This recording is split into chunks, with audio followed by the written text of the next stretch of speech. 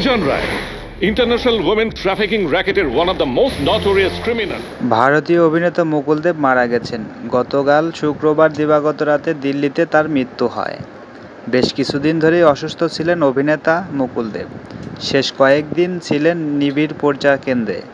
আজ শনিবার সকালে শেষ নিঃশ্বাস ত্যাগ করেন তিনি। মুকুলের মৃত্যুর খবর সামাজিক যোগাযোগ মাধ্যমে প্রথম জানান অভিনেতা মনোজ বাজপেয়ী।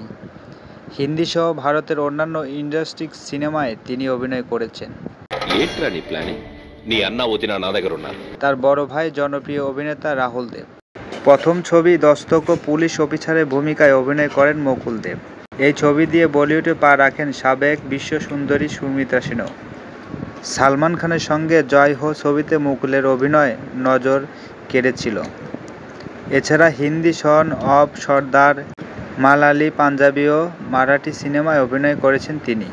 টলিউড নায়ক জিতের আওরা বাচ্চন সুলতানা দ্য স্যাভিয়র সিনেমায় অভিনয় করেন মুকুল। নয়াদিল্লিতে এক পাঞ্জাবি পরিবারে জন্ম মুকুল দেবের। তার বাবা হরি দেব সেই সময়ে সরকারি পুলিশ কমিশনার ছিলেন।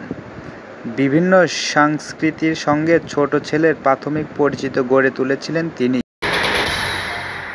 আপনার হাতে যে ফোনটা আছে তার মালিক আমি।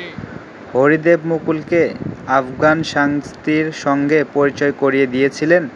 অভিনয়ের পাশাপাশি পশতু ও ফার্সি ভাষায় দক্ষ ছিলেন অভিনেতা মুকুল দেব। সকল নিউজ আপডেট পেতে আমাদের চ্যানেলটি অবশ্যই সাবস্ক্রাইব করবেন। ধন্যবাদ।